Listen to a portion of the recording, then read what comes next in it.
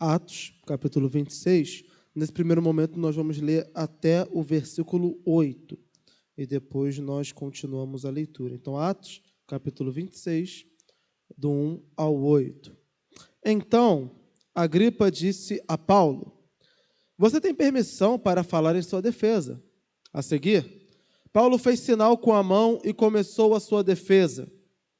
Rei Agripa, considero-me feliz por poder estar hoje em tua presença, para fazer a minha defesa contra todas as acusações dos judeus, e especialmente porque estás bem familiarizado com todos os costumes e controvérsias deles. Portanto, peço que me ouças pacientemente.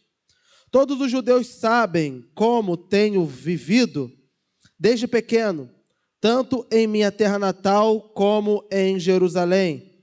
Eles me conhecem há muito tempo e podem testemunhar, se quiserem, que, como fariseu, vivi de acordo com a seita mais severa da nossa religião. Agora, estou sendo julgado por causa da minha esperança no que Deus prometeu aos nossos antepassados. Esta é a promessa que as nossas 12 tribos esperavam que se cumpra, cultuando a Deus com fervor dia e noite. É por causa desta esperança, ó rei, que estou sendo acusado pelos judeus, porque os senhores acham impossível que Deus ressuscite os mortos. Até aqui, vamos orar. Espírito Santo de Deus, Senhor, grande é o teu poder e grande é a tua misericórdia. Nem mesmo a morte pôde impedi-lo, Senhor, mas ao contrário, ao terceiro dia ressuscitou e hoje vivo está em glória, poder e majestade. Que nessa mesma graça, nesse mesmo poder, ó Deus, o Senhor venha também nos vivificar, Senhor. Vem trazer vida para nós, vida para os nossos corações, vida para as nossas casas, vida para as nossas famílias, Senhor. E a tua vida, Senhor, vem pela tua palavra, Senhor. Então, que a tua palavra encontre nos nossos corações um terreno fértil, ó Deus, onde ela possa, ó Deus, crescer e multiplicar para a honra e glória do teu nome. É o que nós te pedimos em nome de Jesus. Amém e amém. O irmão pode se assentar?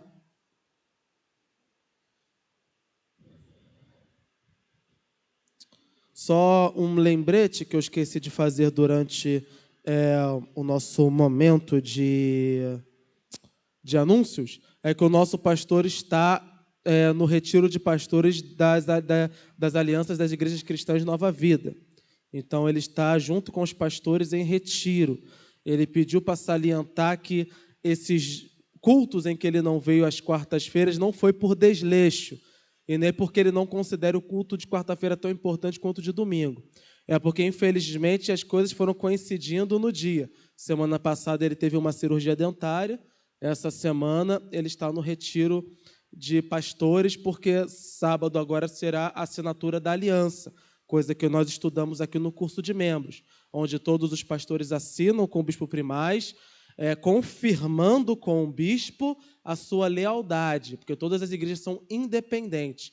Então, nesse sábado, será feita a assinatura da aliança, onde os pastores estarão reafirmando com o bispo que eles são fiéis a esse ministério, que eles acreditam nesse ministério, que eles continuarão ligados a esse ministério. Por isso, desde ontem até amanhã, ele estará nesse período de retiro.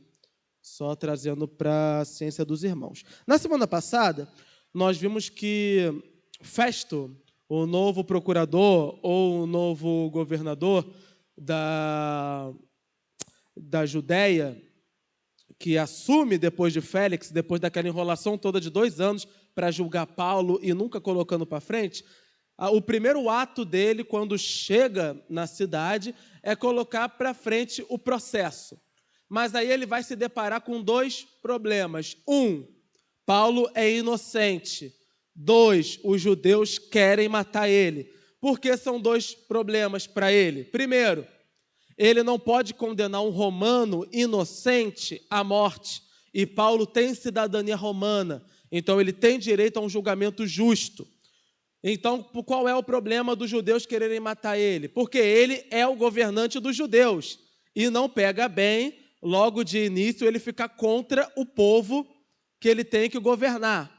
Vamos lembrar que as autoridades da época não eram eleitas como nós hoje elegemos, elas eram indicadas. Então, se o povo se revoltasse, provavelmente o governador perderia o emprego, quiçá também a vida. Então, é muito complicado para ele a situação em que ele estava. Para talvez conseguir um apoio, conseguir um reforço ou até mesmo um conselho, ele vai atrás do rei Herodes Agripa, que nós já vimos que é filho do Herodes que morreu comido de bicho, no capítulo 12 de Atos. Ele era muito jovem quando o pai dele morreu, por isso não assumiu de imediato o trono, assumindo agora. Como nós poderíamos classificar as autoridades de ambos? Como o reino de Israel está dominado pelo Império Romano, o reino de Israel passa a ser o que nós podemos entender como um estado pertencente a esse império grandioso de Roma. Então, se nós pegarmos a autoridade, né, desse Herodes Agripa apresentado aqui, e fôssemos trazer para a realidade de hoje, ele seria basicamente um prefeito. Se botar muita moral, um governador, mas nada muito além disso. Ele não tinha poder de condenar à morte, principalmente um cidadão romano. Porém, ele tinha certa autoridade, sempre debaixo do império.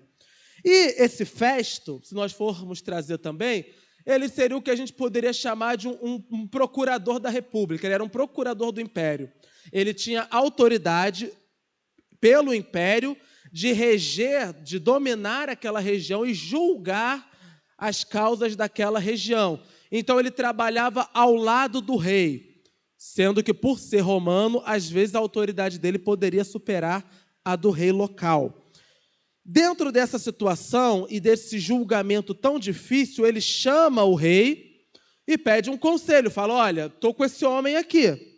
Ele é da tua área, ele é do teu território. Eu vi que ele é inocente, mas não posso inocentá-lo, porque senão o povo vai contra mim. Também não posso condená-lo, porque senão a autoridade lá em cima vai ver que eu condenei ele injustamente e vai para cima de mim. O que eu vou fazer? Então, como nós vimos na semana passada, o rei Agripa pede que Paulo seja ouvido e vai lá com a sua irmã Berenice e a corte ali reunida para ouvir Paulo. E esses 8 primeiros versículos que nós lemos é esse início da defesa de Paulo.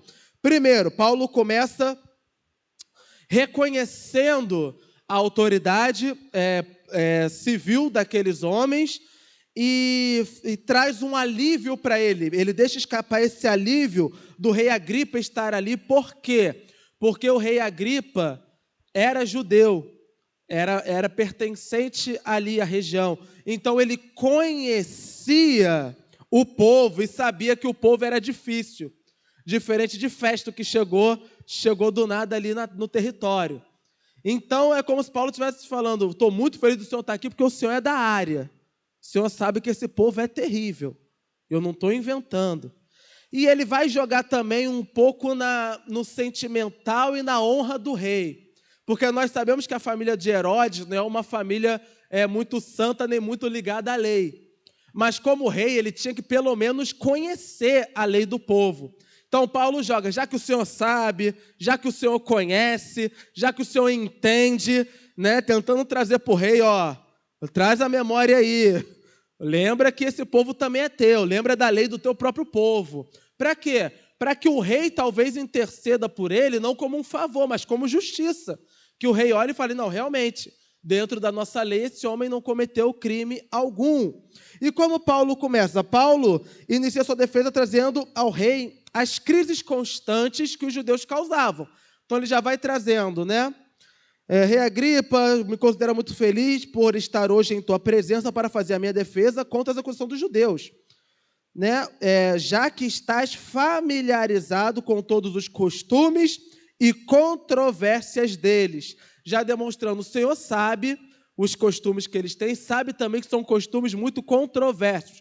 muito exagerados. E qualquer pessoa com um pouco de inteligência percebe. Paulo depois ele vai trazer a sua história. Curioso, Paulo não esconde o seu passado. Ele vai dizer o quê? Eu fui talvez um dos mais fervorosos e mais fanáticos seguidores da seita, que era o quê? A seita dos fariseus, que eram altamente ortodoxos e foram os principais perseguidores do cristianismo. Então ele está falando, ele está abrindo o coração, ele está falando, eu fazia parte. Pode perguntar a essas pessoas aí. Fui um dos mais fervorosos e com autoridade dada pelo próprio Sinédrio, ou seja, pelas autoridades religiosas da época. Ele teve o poder de invadir a casa dos crentes, caçar os crentes e participou da condenação deles, como nós vimos no caso de Estevão, que foi assassinado à vista dele e ele consentiu com a morte de Estevão. Então, Paulo ele não exclui o seu passado, mas, ao contrário, ele apresenta o passado justamente para mostrar a mudança de vida que Cristo fez nele. Então, o que ele está mostrando? Ele está falando, olha, eu era o mais fanático de todos. Se hoje eles estão perseguindo, se hoje eles estão caçando, eu fui um dos piores. Mas o que ele vai mostrar logo em seguida? Que houve um chamado de Deus para a vida dele, que Cristo Jesus se apresentou a ele, e o que acontece depois dessa apresentação de Cristo Jesus? A vida dele muda. E isso é o que nós já podemos tirar de lição da história de Paulo, que nos serve. A nossa vida antes de conhecer Cristo precisa ser diferente da vida que nós temos hoje em Cristo Jesus. A mudança precisa acompanhar a conversão. Conforme nós nos dizemos filhos de Deus, os velhos hábitos devem ser deixados para trás e agora deve ser apresentada uma nova vida no Senhor. Então, Paulo está mostrando, a minha vida era essa, mas eu recebi uma nova vida. E como essa nova vida? Versículo 6, agora estou sendo julgado por causa da minha esperança no que Deus prometeu aos nossos antepassados. O que Paulo está lembrando? Paulo está frisando que Jesus Cristo cumpre exatamente todos os requisitos que era esperado na palavra de Deus para o Messias. Então ele está mostrando, eu sou um judeu, de fato, fervoroso. Por que agora eu me digo cristão? Porque a nossa própria lei e os profetas apontam que esse Jesus é o Cristo. Ele cumpre perfeitamente as Escrituras. E é o que nós temos batido aqui desde Mateus, desde os Evangelhos, quando nós lemos e nós vemos que sempre os Evangelhos vão apontando para o Velho Testamento. A gente pegar Isaías, a gente pegar desde o Gênesis, a gente pegar todas as profecias a respeito de Jesus. Quando a gente chega no Evangelho de Cristo, Jesus cumpre perfeitamente as Escrituras. Deveria ser fruto de uma mulher virgem. Ele foi filho de uma mulher que era virgem.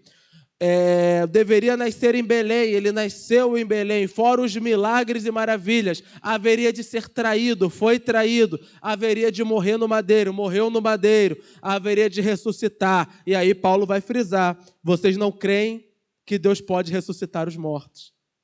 Porque a palavra diz que o Messias ressuscitaria. E ele ressuscitou e vivo está.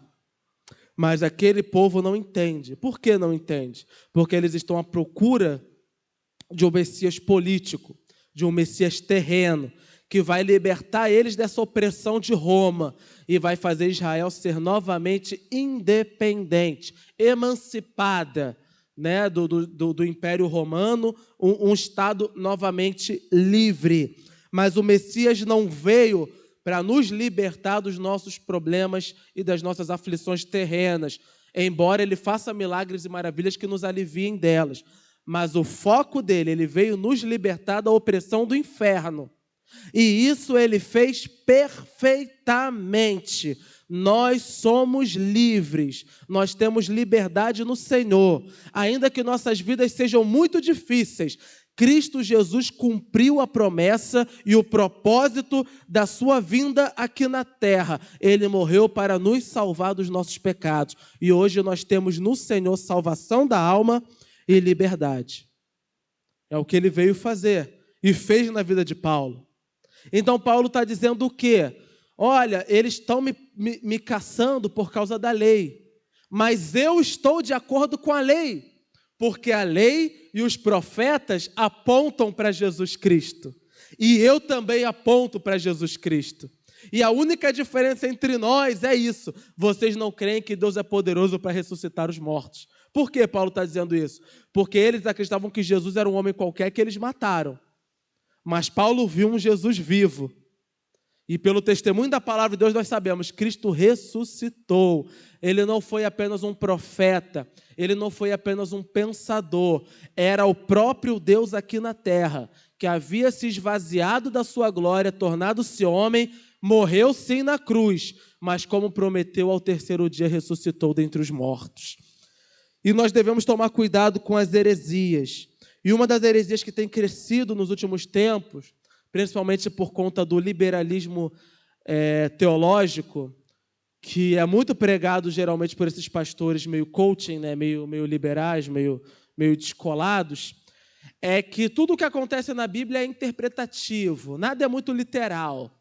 Então, se a Bíblia fala que Deus abriu o mar, na verdade não abriu, é uma figura de linguagem. Se na verdade é não sei o que, não, na verdade é figura de linguagem.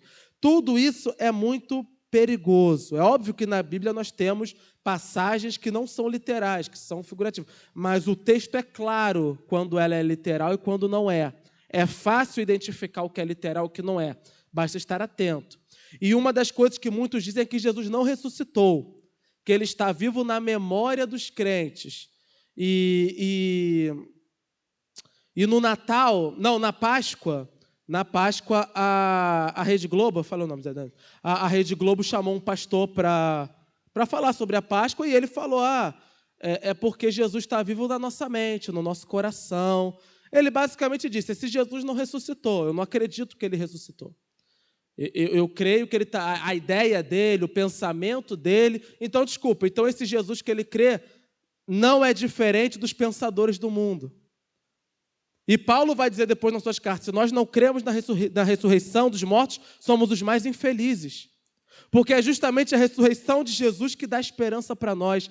Ele ressuscitou dos mortos justamente porque é o primeiro. Nós ressuscitaremos depois junto com ele para a glória eterna nos céus. Ele falou para os discípulos, eu vou na frente para lhes preparar lugar. Jesus Cristo é o princípio, mas nós vemos depois dele. Então, verdadeiramente, ele ressuscitou. Nós precisamos crer nisso. A nossa fé é baseada nisso. O nosso Jesus não é um pensador qualquer que morreu. Ele é Deus, ressuscitou dentre os mortos e está vivo. E reina soberano. Estando vivo, eles não acreditam. Versículo 9. Eu também, Paulo falando, estava convencido de que deveria fazer todo o possível para me opor ao nome de Jesus, o Nazareno. E foi exatamente isso que fiz em Jerusalém. Com autorização dos chefes dos sacerdotes, lancei muitos santos na prisão. E quando eles eram condenados à morte, eu dava o meu voto contra eles. Muitas vezes ia de uma sinagoga para outra a fim de castigá-los e tentava forçá-los a blasfemar. Em minha fúria contra eles, cheguei a ir a cidades estrangeiras para persegui-los. Numa dessas viagens, eu estava indo para Damasco, com autorização e permissão dos chefes dos sacerdotes. Por volta do meio-dia, ó rei, estando eu a caminho, vi uma luz do céu, mais resplandecente que o sol, brilhando ao meu redor e ao redor dos que iam comigo. Todos caímos por terra. Então ouvi uma voz que me dizia em aramaico, Saulo, Saulo, por que você está me perseguindo? Resistir ao aguilhão só lhe trará dor. Então perguntei, quem és tu, Senhor? Respondeu o Senhor, sou Jesus, a quem você está perseguindo. Agora levante-se, fique em pé. Eu lhe apareci para constituí-lo servo e testemunha do que você viu a meu respeito e do que lhe mostrarei. Eu o livrarei do seu próprio povo e dos gentios aos quais eu o envio. Aqui Paulo está dizendo, o que aconteceu na vida dele, para ele deixar de ser o perseguidor e tornar-se agora o perseguido. O que aconteceu? Ele teve um encontro real com Cristo Jesus. Notem, ele era perseguidor do nome de Jesus. Por que a Bíblia fala, eu utilizo esse termo, o nome, né, o nome de Jesus? Nós sabemos que quando uma pessoa se destaca, e principalmente quando ela consegue seguidores, o nome dela fica marcado e os seguidores respondem pelo nome dela.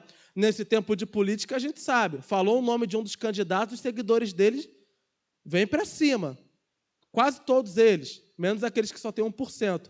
Mas a maioria dos candidatos tem os seus seguidores fiéis. Jesus tinha seus seguidores fiéis. Na mente de Paulo, esse Jesus foi só um cara que falou besteira e morreu. Então ele tinha que apagar da história esse nome. O que significa? Ele queria apagar da história o próprio Jesus, a vida dele. Ele queria que os crentes acabassem, que ninguém mais falasse do que ele ensinou, que ninguém mais falasse do que ele pregou. Ele queria que esse nome fosse esquecido. Da mesma forma, a perseguição ao nome de Jesus é tudo aquilo que remete a Cristo Jesus. É a perseguição que nós vemos no mundo, desde o princípio até os dias de hoje. Tudo o que vai remeter a Jesus vai trazer para aquele que não crê esse ódio, essa raiva. E nós sabemos que isso é operado por Satanás, que governa esse mundo. Então, Paulo era um perseguidor do nome de Jesus. Até que a glória desse Jesus se apresentou a ele. E ele viu que, de fato, não era um nome qualquer. O Jesus fala, sou Jesus. Ou seja, eu sou era como o próprio Deus se chamava. Aqui Jesus estabelece que o nome dele é tão grandioso quanto o Deus vivo, Criador dos céus e da terra e de tudo que existe. O nome de Jesus está acima de todo nome. Quando ele diz, eu sou o Jesus a quem você persegue, ele disse o que para Paulo? Primeiro, eu sou Deus. O meu nome é santo, é verdadeiro. Segundo, você não está perseguindo a igreja, está perseguindo a mim, porque esse povo é meu. Quando nós nos encontramos nessas rinchas políticas, a briga do povo, de fato, não é um contra o outro, é a briga com o candidato. Só que como aquela pessoa que está ali representando o candidato, a briga vai para cima dela. Da mesma forma, a igreja de Cristo Jesus, por si só, não carrega nada em si. Mas nós representamos o nome daquele que está acima de todas as coisas, Jesus Cristo. É a esse nome que aqueles que não o conhecem perseguem. Então, quando nós vermos que as perseguições, as lutas contra aquilo que nós defendemos, não são contra nós, é contra aquele que nos chamou. E isso precisa gerar temor em nós, mas também gerar esperança de saber. Eu, por mim mesmo, não consigo resistir aos ataques do mundo, mas nada pode impedir a obra do Senhor Jesus. A obra é dele, o povo é dele, é o nome dele que está acima de todas as coisas. Então, primeiro ele persegue o nome, até perceber a glória desse nome, e depois o próprio Jesus vai apresentar o poder desse nome, porque o Jesus vai dizer, não adianta você continuar resistindo, porque só vai te causar dor. O que é que Jesus estava dizendo? Eu te escolhi para pregar a minha palavra. E pode resistir o quanto quiser, eu quero você. Não adianta tentar resistir. Não tem como resistir. Quando nós verdadeiramente entendemos quem é Jesus, quando nós realmente temos um encontro com Deus, a única coisa que nós conseguimos fazer é cair de joelhos igual Paulo e reconhecer, estou rendido. Ele é maior que eu. Não tem mais para onde fugir, não tem o que fazer. Eu entendi quem é esse Jesus, eu dobro os joelhos e falo, não tem mais para onde ir. É Ele. Ele é o Senhor. Ele é o Deus da minha vida. E vejam que só o lembrar do passado já vai ser difícil, porque é um marco na história. Paulo nunca vai esquecer esse momento em que Jesus se apresentou para ele, da mesma forma nós também não esquecemos a mudança de vida que Cristo vem para trazer em nós. Então aí Cristo vai apresentar o poder do seu nome. O nome de Jesus tem poder de mudar completamente a vida do ser humano. completamente. Por isso, como igreja, nós não podemos nunca tentar selecionar quem pode e quem não pode ser salvo por Jesus. Não, o nome de Jesus é poderoso para salvar toda a alma, ainda que a alma esteja mais afundada no pecado, como Paulo estava perseguindo a própria igreja. O nome de Jesus é poderoso para trazer salvação para a alma. Isso traz esperança para nós. Por que traz esperança? Eu vou continuar pregando, eu vou continuar evangelizando, independente de como esteja a vida que eu estou pregando e evangelizando, porque eu creio que esse nome é poderoso para transformar aquele coração. E é poderoso para transformar. Então, depois dessa transformação, o que acontece? O perseguidor passa a viver por ele. Paulo passa a viver por esse nome. Quando Jesus muda a vida dele, quando Jesus transforma a vida dele, ele passa a viver por Jesus, se entrega como um escravo. Fala, olha, antes eu tinha uma vida, agora a minha vida pertence a você. Você é meu dono. Faça na minha vida o que você quiser. É como Paulo se rende perante Jesus. E é o que ele está falando aqui para aqueles homens. Eu não estou nesse caminho porque eu quero. Eu não estou nesse caminho porque eu dei uma louca, resolvi pregar, não. Eu vi esse Jesus que nós perseguimos, eu vi ele em glória, e eu não tive outra alternativa a não ser me prostrar diante dele, entregar a minha vida para ele, porque eu reconheço ele é o Deus que nós pregamos, que nós cantamos, que nós adoramos no templo. É ele, é Jesus. E é Jesus mesmo. O Deus que nós vemos no Velho Testamento, toda a glória, toda a majestade que nós vemos no Velho Testamento, o Deus que tem poder para abrir o mar, o Deus que tem poder de parar o sol, esse Deus é um em Cristo Jesus. O nome de Jesus tem todo o poder e toda a autoridade. É por isso que nós oramos em nome dele. E no nome dele eu creio que a mesma autoridade lá atrás permanece até hoje. Então, no nome de Jesus eu creio que o mar pode se abrir. No nome de Jesus eu creio que o sol pode parar. No nome de Jesus eu creio que os mortos podem ressuscitar. Porque o Deus que trabalhava no passado, hoje opera pelo nome de Cristo Jesus, nosso Senhor. É o mesmo Deus. O mesmo ontem, hoje e o será para sempre. E agora, vivendo por esse Cristo, ele vai dizer, versículo 19. Assim, Rei Agripa, não fui desobediente à visão celestial. Preguei em primeiro lugar aos que estavam em Damasco, depois aos que estavam em Jerusalém e toda a Judeia, e também aos gentios, dizendo que se arrependessem e se voltassem para Deus, praticando obras que mostrassem o seu arrependimento. Por isso, os judeus me prenderam no pátio do templo e tentaram matar-me. Mas tenho contado com a ajuda de Deus até o dia de hoje, e por este motivo estou aqui, e dou testemunho tanto a gente simples como a gente importante. Não estou dizendo nada além do que os profetas e Moisés disseram que haveria de acontecer, que Cristo haveria de sofrer, sendo primeiro a ressuscitar dentre os mortos, proclamaria luz para o seu povo e para os gentios. Então agora ele vai novamente... o que ele vai dizer por Rei Agripa é algo que eu acho que nós precisamos trazer em mente. Não fui negligente à visão, ou em algumas versões, não fui negligente ao chamado celestial. Não fui negligente à visão, ou não fui negligente ao chamado celestial. Quando Deus se apresenta a Paulo, e ele entende que estava no caminho errado, ele passa para o caminho da luz e agora ele vai viver de acordo com o chamado de Deus para a vida dele. Ele não foi negligente, ou seja, eu não deixei para depois, eu não deixei para segundo plano e também não fiz de qualquer maneira. Assim que eu entendi o que estava acontecendo, eu fui pregar o que ele me falou, porque ele me mandou que pregasse. Como igreja, nós precisamos trazer para o nosso coração, irmãos, será que não temos sido negligentes ao chamado de Deus nas nossas vidas? Será que não temos deixado o chamado de Deus para segundo plano? Será que não temos sempre deixado o chamado de Deus para depois? Não fui negligente ao chamado de Deus. Será que nós podemos dizer isso aos acusadores dessa terra? Paulo poderia dizer, porque de fato ele o fez.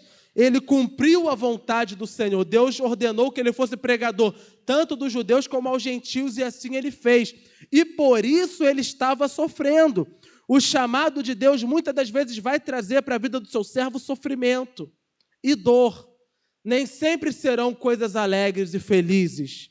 Muitas das vezes o chamado de Deus vai trazer dor, mas nós, se somos servos de Deus, seremos fiéis, independente da dor, do sofrer. Eu creio nesse Jesus, eu sou fiel ao chamado dele na minha vida, mesmo que cause dor, mesmo que cause sofrer. É o que Paulo está trazendo aqui. E qual é o chamado geral de Deus? Paulo tinha um chamado específico para Paulo, para que ele pregasse o quê? O chamado geral para todos os seres humanos. Qual é o chamado geral? Que se arrependam dos seus pecados e confessem Jesus Cristo como Senhor e Salvador. Esse é um chamado para todos, para toda a humanidade. Reconheçam os seus pecados, reconheçam que as suas vidas não são tão boas quanto vocês acreditam. Reconheçam que por causa do pecado vocês estão condenados ao inferno e creiam que só em Jesus há salvação para a sua alma. Só em Jesus. Esse é o Evangelho de Deus. É o que Paulo estava pregando, que todos, sem exceção, precisam da misericórdia de Deus. E a misericórdia de Deus é aplicada nas nossas vidas através de crermos e confessarmos Jesus Cristo como Senhor e Salvador, dando frutos de arrependimento. Como assim? Mostrando diariamente na nossa vida que essa confissão que nós fizemos não é da boca para fora, mas que verdadeiramente nós cremos nela. Paulo mostrava que ele era um cristão. Por quê? Porque os seus próprios aliados estavam o perseguindo. E muitas das vezes nós, como povo de Deus, queremos manter a aliança com o mundo, queremos manter as antigas amizades, não que não se possa ter amizade, mas queremos manter no sentido de não criarmos a separação. Olha, minha vida mudou, minha vida agora é diferente. A vida de Paulo agora estava diferente. Isso ocasionou que os seus professores, que os seus amigos, que o seu povo o perseguisse. Muitas das vezes aqueles que estão ao nosso redor não aceitarão a nossa mudança de vida e poderão se voltar contra nós. Mas o fato deles verem que nós estamos diferentes já é um bom sinal.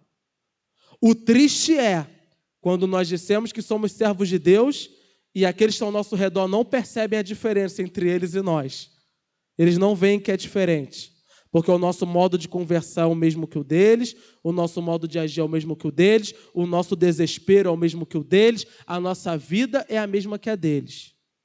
Mesmo que traga perseguição, a melhor coisa para o crente é quando aqueles que estão ao redor olhem para ele e falem: você está diferente, está esquisito, está pensando nos negócios que não tem nada a ver, aí você está no caminho certo. Porque realmente ele não vai entender, a menos que ele também creia. Porque não tem como entender. E nós vamos olhar mais para frente. E depois, Paulo vai dizer, o Cristo apresentado na lei e nos profetas não era um líder político, mas sim um Cristo sofredor, que é o que eles não acreditavam. Eles não olhavam para aquele Jesus na cruz e falavam: olha, esse é o Messias. Porque eles acreditavam num líder que iria puxar a espada através da arma, através da luta, através da violência, e conquistaria a liberdade terrena para eles. Mas não, a Bíblia nos aponta. E o Salmo 2 é lindo quando fala isso. O nosso Cristo é um Cristo sofredor. Não no sentido de ser fraco, mas no sentido de literalmente ter se oferecido. Ele ofereceu o seu corpo para sofrer no nosso lugar. E isso não o torna mais fraco, mas ao contrário, só mostra o tamanho do seu amor para o seu povo. Porque o forte ama o povo no sentido de lutar por ele. Mas o nosso Deus ama o seu povo a ponto de morrer por esse povo, mesmo sem necessitar dele. E o nosso Cristo morreu por nós. sofreu por nós. Esse Cristo sofredor que eles não aceitavam precisa ser o Cristo sofredor que nós valorizamos, exaltamos, glorificamos, lembramos, como nós fazemos na ceia, que o sacrifício dele na cruz garantiu para mim o perdão dos pecados e hoje eu sou filho de Deus, graças a esse amor derramado na cruz. Eles não entendiam. Mas como nós vimos, irmãos, desde o Velho Testamento, não tem como não dizer, esse Jesus que nós pregamos é o que foi anunciado desde os tempos passados, porque a palavra bate exatamente. Esse Jesus é o Cristo que foi prometido desde o Gênesis, que pisaria a cabeça da serpente, e ele pisou a cabeça da serpente na cruz de Carvalho. Por isso Satanás está esmagado debaixo dos pés dele. Quem é o povo de Deus, então? É o povo judeu, que não crê em Jesus, ou são os gentios, ou seja, aqueles que não são judeus e que agora estão crendo nesse Jesus? Povo de Deus é todo aquele que crer e confessar Jesus Cristo como Senhor e Salvador, independente de ser nascido judeu ou não, independente de onde nasceu. Não importa onde nascemos, não importa como nascemos, não importa a nossa história de vida, não importa o nosso passado, não importa a nossa classe social. Paulo está falando aqui que ele teve o privilégio de pregar para gente simples e para gente instruída. Não importa a nossa classe social, não importa o nosso grau de instrução, não importa a nossa cor de pele, a nossa raça, a nossa etnia, não importa o nosso sexo, se homem ou mulher. Aquele que confessar Jesus como Senhor e Salvador passa a ser povo de Deus. Jesus Cristo é o caminho, a verdade e a vida que leva ao Pai. Ele é o caminho que leva para o reino dos céus. Para ser povo de Deus, precisa crer em Jesus Cristo como Senhor e Salvador. Por isso é necessário tomar cuidado com as seitas. As seitas que diminuem Jesus, como os Testemunhas de Jeová. Ou as seitas que colocam o sacrifício de Jesus ao lado de outras áreas, como os adventistas do sétimo dia. É necessário ter cuidado, porque as diferenças que nós temos com eles não são iguais às diferenças que nós temos com a Assembleia de Deus, por exemplo. Com a Assembleia de Deus, é algo cultural, é comportamento, é usos e costumes, algumas diferenças teológicas, mas nada que influencie o sacrifício de Cristo Jesus e as verdades básicas do Evangelho. A seita, ela vai contra as verdades básicas do Evangelho. A seita é baseada em interpretações não totalmente pautadas na Bíblia, mas que somente pegam versículos isolados. Por isso a necessidade de cuidado. Por isso a necessidade de tomarmos cuidado com aquilo que ouvimos, com aquilo que trazemos para dentro do nosso lar, para dentro da nossa casa, para dentro da nossa família. Porque há lobos devoradores trajados de servos de Deus que querem levar a tua casa para o inferno. E vão levar, se você abrir a brecha.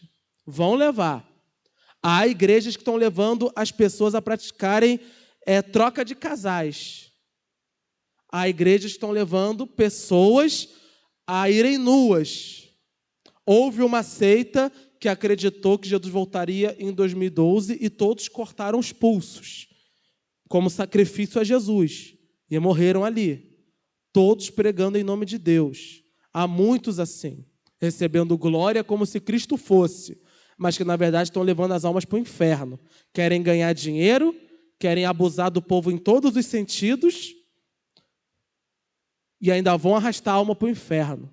Pois é necessário cuidado. Cuidado, principalmente aqueles que têm crianças. Cuidado, nem tudo que se apresenta como de Jesus é de Jesus. É necessário ter cuidado, ter sabedoria, ter calma. Nem todos os grandes líderes que estão aí apresentados como servos de Deus são verdadeiramente servos de Deus. É necessário muito cuidado. Geralmente o servo de Deus não é tão reconhecido. Geralmente. Então é necessário ter muita cautela. O povo de Deus é aquele que crê naquilo que foi pregado aqui por Paulo. Versículo 24. A esta altura, Festo interrompeu a defesa de Paulo e disse em alta voz, ou seja, falando bem alto, gritando: você está louco, Paulo? As muitas letras o estão levando a loucura. Só uma pausazinha aqui. Seria mais ou menos alguém muito instruído, falando algo muito difícil para a gente? Por exemplo, talvez alguém doutorado em química, e chegava aqui falando das fórmulas, falando de tudo, e falando um monte de coisa. Eu, por não entender, achar que ele está falando um monte de loucura, um monte de conversa fiada. E eu levantava para, peraí, você estudou, ficou maluco com esse negócio. Festo não estava entendendo nada. Por quê? Ele não conhecia a lei judaica, ele não conhecia o que era profeta, o que era Moisés, o que era nada. E Paulo está falando de Moisés, está falando de profeta, está falando de Jesus. Ele está ali sem entender nada. Para não dizer que não está entendendo, ele levanta e fala, olha, você está maluco. Muitas letras estão confundindo você. E é uma das coisas também, o mundo geralmente vai olhar para nós como malucos mesmo. Mas eles não se dão nem ao cuidado de tentar entender o que nós estamos falando. Não querem nem entender. E talvez você dentro de casa já passou por isso. Em tentar talvez abrir a Bíblia, explicar alguma coisa e falar, não, você está maluco, isso não tem nada a ver. Pior é quando eles querem conhecer da Bíblia mais que a gente, né? E vão inventar coisa que não tem nada a ver e tratando isso como realidade. Então ele já se levanta. Ele é o gentio. Não, isso é maluquice, você está louco. Versículo 25. Respondeu Paulo, não estou louco, excelentíssimo Festo. O que estou dizendo é verdadeiro e de bom senso, ou seja, sem loucuras, sem exageros. Agora ele vai apontar para o rei, que está ali presente justamente para isso. O rei está familiarizado com essas coisas. E lhe posso falar abertamente. Estou certo de que nada disso escapou do seu conhecimento, pois nada se passou num lugar qualquer. Rei Agripa, crês nos profetas? Eu sei que sim. Aqui ele já está jogando também para a honra do rei. É a mesma coisa se viesse um juiz para me julgar e o juiz não conhecesse a lei que eu estou baseado. Então o juiz fala, você está condenado porque você entrou com o pé sujo na igreja. Mas aí o réu chega, não, mas no artigo tal, no lugar tal, diz que não é proibido eu entrar com o pé sujo. O senhor sabe, não sabe? Já que o senhor estudou para isso? É mais ou menos isso. O Paulo está dizendo, o senhor é o rei, não é? O senhor sabe. Provavelmente ele não sabia. Provavelmente ele não estava entendendo. Mas Paulo está jogando para quê? Para mostrar. Vocês são povo de Deus. Ou pelo menos deveriam ser. Se vocês são judeus, se vocês são tão apegados à lei de Moisés, então vocês têm que saber dessas coisas básicas. Tem que saber que os profetas e a lei de Moisés apontavam para o Messias. E que se nós pegarmos todas as passagens, nós vamos ver que aponta para Cristo. E agora o rei também vai dar uma escapada. Versículo 28. Então Agripa disse a Paulo, você acha que em tão pouco tempo pode convencer-me a tornar-me cristão? Vocês estão falando, está querendo me converter? Está querendo me ludibriar em tão pouco tempo? O que o rei está querendo dizer? Ele está querendo dizer que ele é muito firmado naquilo que ele acredita. Seria mais ou menos que alguém trouxesse uma ideia para mim e eu falasse para a pessoa, você acha que só porque você falou aí eu vou acreditar no que você está falando? Eu também sou estudado, eu também entendo. Então o rei está botando a posição dele, acha que só porque você está falando aí, acha que em tão pouco tempo vai me convencer a ser cristão? A verdade é que a família de Herodes não era nada. Eles eram promíscuos. Eles eram totalmente perdidos. Mas ele estava também defendendo a honra dele ali, que sem querer foi atacada. Paulo respondeu, versículo 29. Em pouco ou em muito tempo, peço a Deus que não apenas tu, mas todos os que hoje me ouvem se tornem como eu, porém sem algemas. Eu acho que não tinha como encerrar a palavra. O rei chega, está querendo me converter a ser cristão? Paulo fala, sim, Senhor, não somente tu, mas todo mundo que está me ouvindo aqui, mas por favor que seja sem algemas. O que Paulo está tentando trazer àqueles homens? Ele está mostrando, o evangelho que eu estou pregando, ele é lógico e baseado na verdade. Por que lógico? Não é conversa de maluco. Ele é embasado. Ele tem lógica. E se nós pegarmos a Bíblia e olharmos para o mundo, nós vamos ver que tudo tem lógica. Pega lá Gênesis 3, como nós já fizemos em um domingo aqui, ver todas as maldições que vieram por causa do pecado e ver se não é exatamente o que acontece hoje no mundo. Vamos pegar Provérbios de Salomão e vamos ver se exatamente tudo que está escrito ali não é o padrão exato para você ter uma vida feliz, próspera, sem aborrecimento e sem perturbação. A palavra de Deus é verdadeira. Aquele que verdadeiramente abre o coração para a palavra, para lê-la, entendê-la, ele vai ver que isso aqui não é uma coisa do passado, escrita lá atrás, uma coisa de louco, não. É a verdade, é de Deus. E tudo que está registrado aqui a gente vê do dia a dia. Com Jesus não é diferente. Com Cristo Jesus não é diferente. Então Paulo está mostrando, Festo realmente, ele é gentio. O Agripa representa os judeus. Olha só como Paulo está pregando para as duas classes de pessoas, para o judeu e para o gentio, que é o que está em xeque. O gentio não entende. O judeu não aceita. O gentio não entendeu nada. Festo. O rei talvez entendeu por ter estudado, mas não aceitou. E o mundo, infelizmente, é assim. Ou não entende, ou entende e não aceita. Porque seria desonestidade intelectual dizer que aquele que não crê é porque não entende. Às vezes entende. Entende bem, como Satanás, mas não aceita. O coração é duro, cauterizado. Ambos rejeitam, mas se assustam. Por quê? Porque a palavra que Paulo estava pregando trouxe pavor para eles.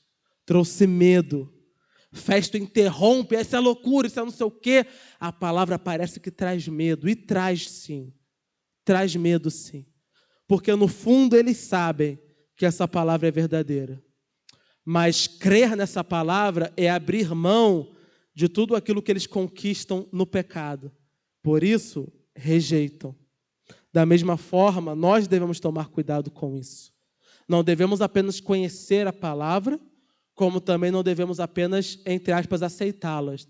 Devemos conhecê-la e aceitá-la. Eu conheço o que está escrito e eu pratico o que está escrito. Eu conheço a palavra de Deus e eu deixo que essa palavra mude e transforme a minha vida. Isso é o caminhar do crente. E aí Paulo coloca o desejo dele no coração. Olha só, Paulo não deseja a destruição nem o castigo desses que estão perseguindo ele. Qual é o desejo dele?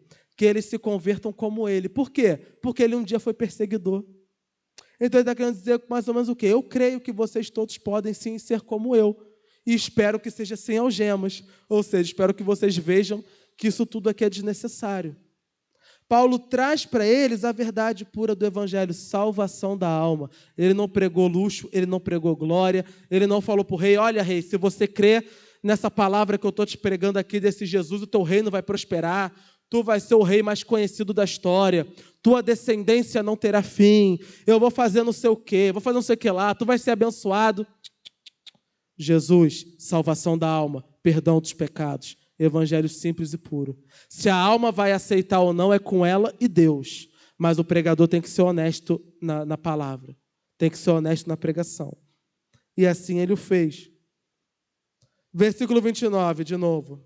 Paulo respondeu: em pouco ou em muito tempo, peço a Deus que não apenas tu, mas todos os que hoje me ouvem se tornem como eu, porém sem estas algemas. Só um outro ademais para a gente encerrar. Há aqueles que vão crer na primeira pregação. Há aqueles que vão levar muito tempo.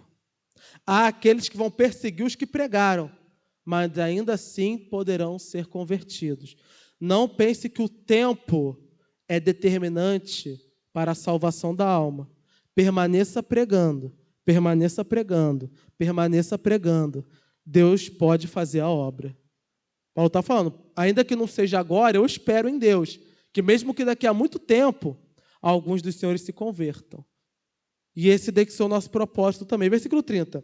O rei se levantou, e com ele o governador e Berenice, como também os que estavam assentados com eles. Saindo do salão, comentavam entre si: este homem não fez nada que mereça a morte ou prisão. Agripa disse a Festo: ele poderia ser posto em liberdade se não tivesse apelado para César. O rei não gostou muito da palavra dele, mas reconheceu. Ele é um homem honesto. Ele é um homem digno. Ele é um homem correto. Irmãos, a igreja pode ser perseguida pelos seus ideais, pode ser perseguida pela palavra que ela prega, ela pode ser perseguida pelos seus costumes, mas ela não pode ser perseguida por ser um povo que vai contra a lei, a ordem, vai contra aquilo que é certo. Paulo estava sendo perseguido pelo que pregou, mas jamais nas costas dele tinha algum crime ou alguma condenação, alguma coisa ruim que poderiam falar. Nós poderíamos ser perseguidos. Nossa, como essa pessoa é retrógrada, como essa pessoa é ultrapassada, como essa pessoa é difícil, como essa pessoa é antiquada. Mas jamais, nossa, como essa pessoa é desonesta, como essa pessoa é mentirosa, como essa pessoa é sem misericórdia, como essa pessoa é invejosa. Vejam que há uma grande diferença e que a igreja não está percebendo hoje.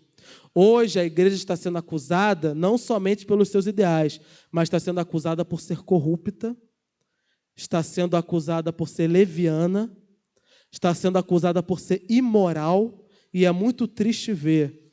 E às vezes você vai falar com uma pessoa que não conhece a palavra de Deus, tentar trazer uma sanidade, e ela vai falar, mas as pessoas da igreja fazem pior. E é triste quando nós ouvimos isso, porque é verdade. Se fosse mentira, nós levaríamos de boa. Mas é verdade. Parte da igreja, se não a maioria da igreja, está vivendo uma vida totalmente diferente do evangelho. Paulo está sendo perseguido, mas não por conta de ter feito algo errado. Que sejamos perseguidos, sim, mas que os nossos acusadores fiquem loucos por não encontrar nada contra nós. Que eles olhem e falem, eu não gosto do que ele prega, eu não gosto do que ele fala, mas eu tenho que admitir, ele é um bom homem, ela é uma boa mulher.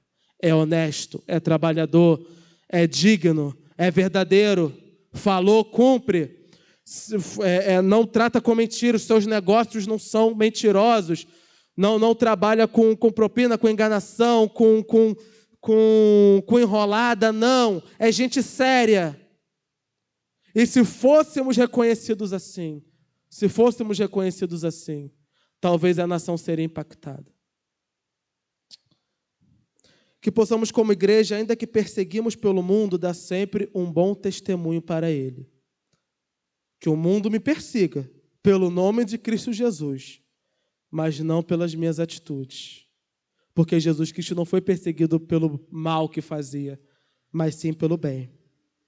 Que possamos também, irmãos, ter a nossa vida como um espelho da glória de Deus, sabendo que o chamado para as nossas vidas veio do eu sou Jesus Cristo. Nós não estamos aqui à toa, Ele nos chamou, nós temos um chamado. Basta deixarmos que Cristo conduza para mostrar onde Ele quer nos usar e trabalhe nas nossas vidas. Pode ser difícil? Pode. Pode trazer dor? Pode. Mas eu tenho certeza que o nosso Senhor nos recompensará. Nossa irmã Delma está sendo recompensada agora com Deus. Em breve nós também receberemos a coroa da vida em Cristo Jesus. Vamos orar. Santo Deus, amado Pai, assim como o teu servo Paulo estava diante do mundo, Senhor, a tua igreja também está diante do mundo. O mundo nos observa, eles olham para nós, Senhor. Ó Deus, que possamos, ó Pai, ser verdadeiramente sal para essa terra, luz para esse mundo, brilhando a tua glória, Senhor. Que eles vejam em nós que nós somos diferentes, não, Senhor, pelas nossas qualidades, mas porque o Senhor verdadeiramente transformou as nossas vidas. Que eles vejam que antes de Ti nós éramos uma coisa, e depois de ter um encontro contigo, nós somos uma pessoa totalmente diferente, uma pessoa restaurada, uma pessoa renovada, e ainda que nos persigam pela Tua palavra, que saibam que somos pessoas honestas, Senhor. Limpa os nossos corações, limpa as nossas vidas, meu Deus. Que sejamos exemplo, ó Pai, dentro do nosso lar. Que sejamos exemplo, ó Deus, na nossa casa, Senhor. Que sejamos exemplo, ó Deus, para com a nossa família, Senhor. Que sejamos exemplo no nosso trabalho, ó Deus. Que o mundo veja a Tua glória, a glória de Cristo Jesus, Senhor. Que sejamos uma igreja verdadeiramente, ó Pai, representante do Teu nome, Senhor. E que glorioso é o Teu nome. O nome que tem poder para ressuscitar os mortos. O nome que tem poder para salvar as almas. O nome que tem poder e autoridade para fazer todas as coisas. É no Teu nome, ó Deus, que nós estamos baseados, Senhor. É no Teu nome que nós estamos firmados, ó Deus. E é em Ti, Senhor, que nós pedimos, vem sustentar as nossas vidas, Senhor. Para que assim como Paulo, ó Deus, ainda que perseguidos por esse mundo, continuemos fiéis ao chamado, ó Deus, que veio dos céus, Senhor. Fiéis a Ti, Senhor. Sabendo que não importa o quanto possamos perder nesse mundo, nos importa é ganhar a herança que está nos céus em Ti, Senhor. Nós Te agradecemos e Te louvamos no santo nome de Cristo Jesus. Amém.